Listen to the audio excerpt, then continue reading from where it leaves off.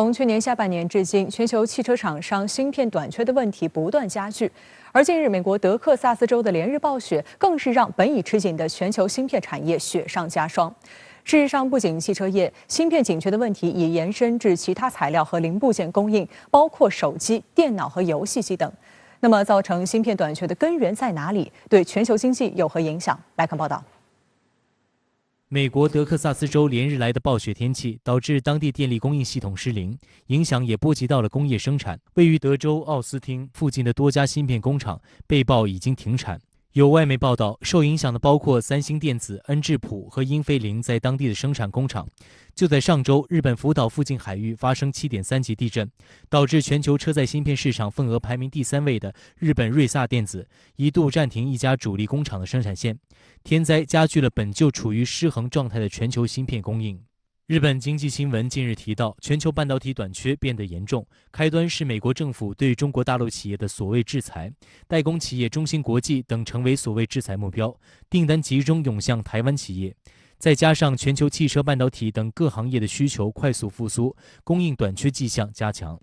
权威研究机构马斯特近日发布的一篇报告显示，受到全球汽车芯片短缺影响，预计今年1季度汽车减产100万辆，到今年3月底，汽车芯片短缺将达到至暗时刻。从今年4月开始，供应将逐渐得到改善，不过要到今年4季度，全球汽车生产才会恢复正常。在这个行业中，产业集成度高，然后呢，产能的刚性的约束特别强，而且产能不易变化，所以它就呈现一个非常明显的钟摆趋势啊。日本有地震啊，然后还有什么呢？这个德州有低温啊，然后呢，包括还有这个相关的这个台湾台积电的一些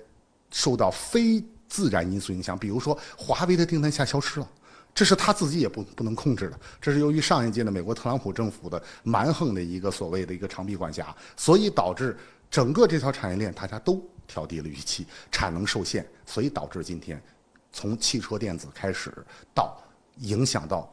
其他的消费电子领域的半导体的芯片的产能都出现了普遍的缺口。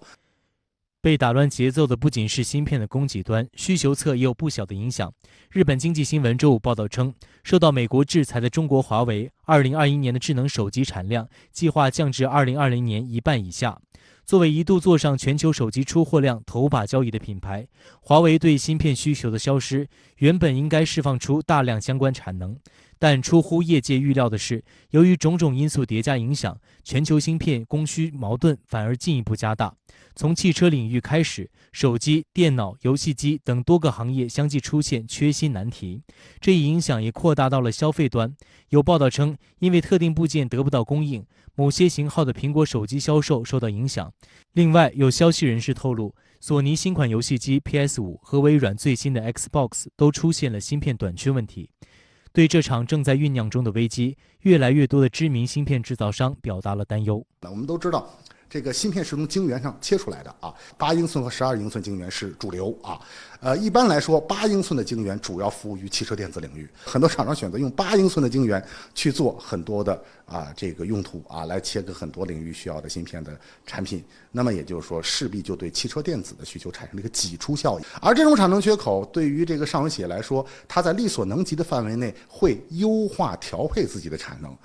挺难的，但是它也在优化。这一优化势必又会挤兑什么呢？挤兑别的消费电子领域的这样的一个芯片的产能，这样就形成了一个多米诺骨牌啊，一张牌推下来，哗哗全倒掉。芯片供求失衡的波及面逐渐铺开，也让业界意识到问题严重性。近日，包括英特尔、高通、美光和 AMD 等在内的一批美国芯片制造企业致信总统拜登，要求政府提供资金资助半导体产业的发展。台媒周五报道，台当局经济事务主管部门负责人王美花当天早晨收到了白宫国家经济委员会主任布莱恩·迪斯电子函件。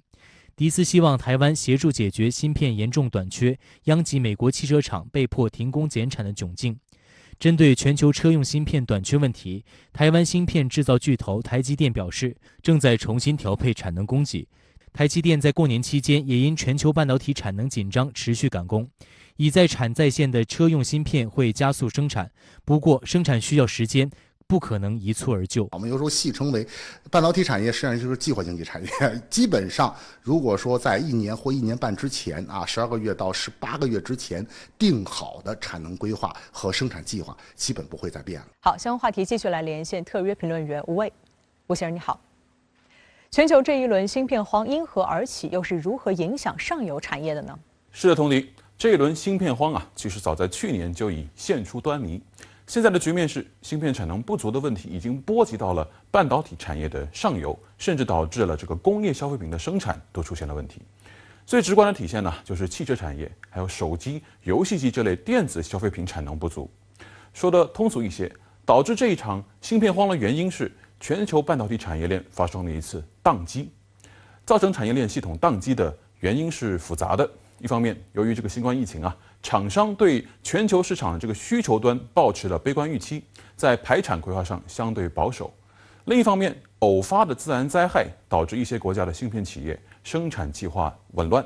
当然，我们也不能忽视去年由美国发起针对中国芯片企业的制裁，导致半导体产业链出现了订单转移。当这些多米诺骨牌接连倒下，一场芯片荒已经不可避免地扑面而来。其实早在特朗普当政时期，美国的产业界大佬们就已经纷纷发出警告，他们说制裁中国芯片企业将会给全球产业链带来不可估量的危险。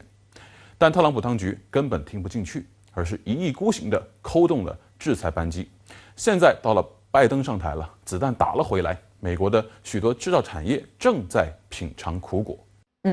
台经济部门证实，美国来函希望台湾当局帮助解决汽车芯片供应短缺的问题。那么，您认为台湾真能帮助美国解决芯片供应的问题吗？正由于美国政府的无理制裁，许多芯片生产订单从大陆转移到了台湾岛内，许多原本处于这个产业链底端的台湾芯片代工厂商，如今反而成了香饽饽。美国白宫这封信的意思其实很直白。他希望蔡英文当局以行政命令的方式下令，台湾相关企业将这个生产线腾出来，优先服务美国相关企业。说白了就是厚着脸皮抢夺生产线。但是产业有它自身一套逻辑，一条这个芯片生产线从开设这个加工设备到位，试运行、品控、检验，到最终这个达到量产标准，通常需要数个月的时间进行调试。那么这个制程越精密的产线，它调试的时间也就越长。就以三星和台积电为例他们对一条新制程的产线的布局都会提前2到3年。这也就意味着，哪怕美国政府已经是厚着脸皮找到了这个蔡英文当局了，但台湾的远水也未必能够真正解得了美国的近渴。但值得我们警惕的是，美台之间它围绕这个高端制造业进行的这个产业链布局正越发紧密。这在某种程度上给蔡英文当局增加了一些向美国撒娇耍赖的筹码，这是比所谓口罩外交更具现实意义的政治赋能。好，谢谢吴卫先生在线和我们分享您的观点，谢谢。